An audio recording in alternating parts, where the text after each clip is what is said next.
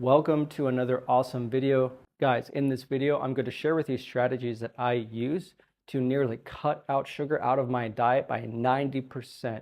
Now, not 100% because let's face it, that is really, really difficult, nearly impossible to do, but 90% is pretty much like 100% cutting it out in comparison to what I used to do. The average American consumes more sugar than they actually need, and sugar is found in many other subjects, not just refined sugar.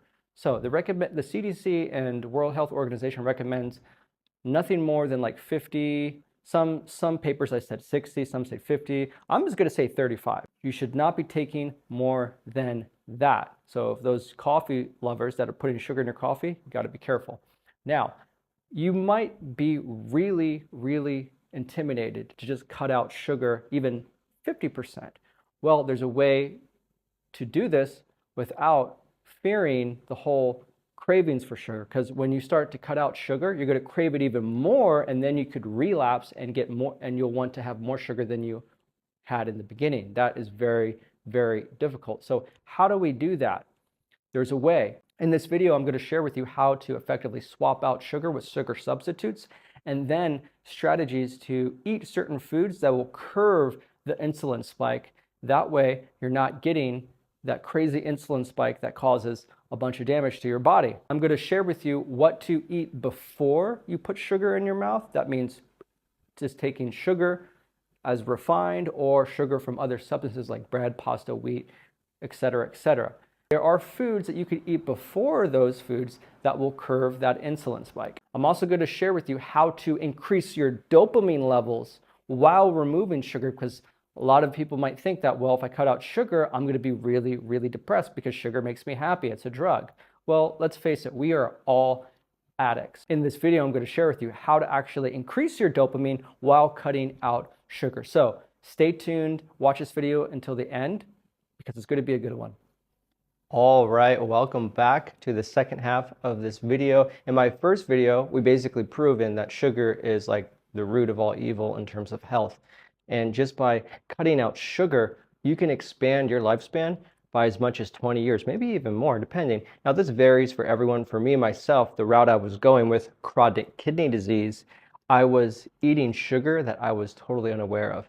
Now, I specified certain types of food in my previous video: bread, pasta, wheat, gluten, etc., rice. All of these refined carbs, processed carbs, will basically turn into sugar, glucose, and then spike up your insulin, which will cause a lot of diseases. Now, let's face to the board. So, as you can see, we have the human body here. We have all of the organs. Here we have the lungs, we have the heart, we have the stomach, we have the esophagus, we have the mouth, the brain, the eyes, the kidneys, the pancreas, and the bladder, large intestines, small intestines, and the testicles, and the prostate, and then the limbic system, which connects basically to the limbs and the bones and the skin, the epidermis, etc., different layers of the skin. We have to protect this whole body. How do we do that? We stop sugar. Sugar feeds viruses. Now, what type of viruses are there? The common cold. The cold happens so common that just by eliminating sugar, you could reduce the common cold as much as 85%. This is just a guesstimation on my own personal experience. I've notated how many times I've gotten a cold within a year span, and I've seen that, I might get a little snuffle, but it goes away in like just one day. Sometimes if I leave the air conditioner on, I might sneeze, but that's not a cold. That's just some congestion from some pollution or air conditioning, blah, blah, blah, blah. Now, a cold is actually a virus where you're like, you feel like you have a cold. You're sneezing, you're runny nose, and you just don't feel good. Your energy drops. When your energy drops, you have a virus. So, different viruses, you have influenza, you have the coronavirus, you have HPV, which is basically which is warts around the body. There's different types of strains of HPV, 16, 18, 20, etc. And you can get HPV pretty much it exists in your blood, right? HSV1, which is basically the herpes virus, it could affect right here. The second one, I believe, is the one down there, which is terrible. So wear a condom, Sugar is going to increase your chances of getting all of these viruses, especially if you're sexually active or you're just active in general, going outside, shaking hands, meeting people, etc., etc. So we can reduce your chances of getting all of these viruses by just cutting out sugar. Now, let's look at this section. This is chronic disease. These are viruses, but this is just chronic disease, right? You have diabetes 1 and 2, which the majority of Americans are getting now. The majority of Americans are obese. So this is a huge, huge pandemic right here. You have chronic kidney disease, which I had. I had borderline diabetes, meaning I was going in that direction, but I reversed it, stopped it in its tracks and reversed it, and now I'm feeling so much better. You have FDL, which is FLD. The heck is this? Man, I forgot what it is, but I wrote it down last night. Forgot what it is. Maybe I'll come back to it. But anyway, you have these major diseases: chronic kidney disease, diabetes, irritable bowel syndrome, and sugar is going to increase the chances of you getting this. So we have to cut out sugar. So we know what can destroy us. On the left side of the board right here, which is your right, everything on this side will kill us. Cold, flu, corona, HPV, H1V2, HSV1, HSV1, HSV2, etc. Irritable bowel syndrome, you can get pancreatic cancer, you can get colon cancer. You can get tons of stuff. You can get, fatty liver disease, which is a very bad one. Fatty liver disease, that's what this stands for. You don't want that. Sugar, there's a non-alcoholic fatty liver. Sugar turns into alcohol, but sugar can also mess up your liver and other parts of your body and organs. But there's one where if you're just not eating or drinking, consuming alcohol, you'll get fatty liver disease even if you don't get alcohol, because the sugar feeds all of this. So eliminate sugar. Now that gets really hard because you might say, well, sugar gives me energy. When I eat bread in the morning or rice or oats or grits, I get energy. Yeah, glucose for the time being. In the beginning, you get some glucose spike, your insulin shoots up. But there's a way to really cut out that sugar. Now, how do we eliminate sugar without feeling the crash? I'm going to teach you how. It's difficult, but you're going to have to do this. Otherwise, you're going to end up in the wrong direction. And it's just going to suck for you. You're going to be obese. You're probably going to lose your hair. You have erectile dysfunction, all types of problems that I've listed here. So if you want to avoid that, cut out sugar. How could we strategically cut out sugar without it affecting our energy? Well, the easiest way is to swap it out. Now, what can we swap out sugar with? But before we swap it out, sometimes we just might have sugar or some form of sugar. You want to accompany sugar with fiber. There's psyllium husk, which you can take. You can put it in a drink. Drink it before you get your sweets. So we learn how to cut out sugar for the most part. And we understand that certain things like fiber curbs the insulin spike. So if we're going to have sugar in our lives, even if it's 10%, like in my life, or even 15%, or whatever percent it is in your life, hopefully you can get it down to 10%, which is ideal. You know what you can take before you ingest the sugar to curb the insulin spike, and you know what to swap out the regular refined sugar. So whatever you put in your coffee, put honey in your coffee, because at least honey has antimicrobials and other trace minerals and micronutrients inside of it that could alleviate some illness that you have. And so it's better that you do that. So we are able to reduce sugar by a significant amount in our diet.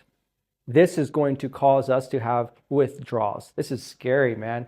Trust me, I've been on this path before. Every day it is a battle, which is why that should excite you. When you wake up, you know your enemy. Sugar is your enemy. When you are aware of the enemy, you can fight your enemy, and that gives you happiness. And that will itself increase your dopamine. When you realize, when you walk through life knowing the things that are going to screw you up and the things that aren't. Because right now, or before this video, you always feel stuck with your diet and fitness goals because you don't really know what's keeping you in this condition. You might be going to the gym and exercising, but because you're not aware that sugar exists in many other substances that you taught were good, the body's main source of fuel, i.e. carbs, now you feel kind of hopeless. You might feel like this is just a genetic condition. Trust me, it's not. You just haven't figured out to bypass the mental mechanisms, such as your mouth. You want to be careful with artificial sweeteners, because artificial sweeteners like aspartame, you want to avoid aspartame. So look on the back. If they have aspartame, throw it out. Aspartame will destroy your gut microbiome. It will kill the beneficial bacteria. How do I know? Because I did the smart thing. I watched a YouTube video on Diet Coke, and the guy convinced me that Diet Coke was like water. He was really convincing. I ignored other experts telling me about the harms it does to the gut microbiome, and I just took his advice and I executed it and I tried it. And after 3.5 months, I was getting sick. I had a bunch of health problems and I just stopped. But when I stopped it, I had even more cravings for natural sugar. So you got to beware of aspartame. Aspartame, these artificial sweeteners, will trigger the receptors in your tongue to increase your insulin in the beginning, but then it will go down because there's no actual sugar in the drink itself. But that's a problem because you got that little spike of insulin, and now your brain is like, well, where's the sugar? You're going to crave more sugar later. So it's like taking 2 steps ahead and falling 10 steps behind. So be careful with artificial sweeteners. To completely eradicate sugar in your life could be too dangerous. So I recommend reducing it and swapping it out with these sugar substitutes that will help you. So avoid aspartame to the highest level because it's really bad. How do we counteract the cravings for sugar? Because as you reduce your sugar, you're going to want them more. You can't avoid this. It's going to happen. When you're transitioning to burning glucose to ketones, it's on an on and off switch. It's more like a dim switch. You don't just want to completely switch because then you could relapse. The best way to counteract these sugar cravings is to increase your dopamine. And I have some proven strategies for you that will work. Let's start with the foods that you can eat to increase your dopamine. Fermented foods. Fermented foods, which are basically probiotics. You want oils. Oils will burn and create dopamine. Did you know that? Fish oil, cod liver oil, krill oil will do that. Take that in the morning. Start burning some ketones. That will help you out right there. So you have your omega-3 fatty acids, your fish oil, your fermented foods, which will help your gut, and the fiber, which will burn slowly, which will massage your gut, heal your gut, and you'll just feel better. Because you know when you eat a big meal and then your gut, you feel constipated, bloated, and you just feel tired. You feel like a big Oompa Loompa.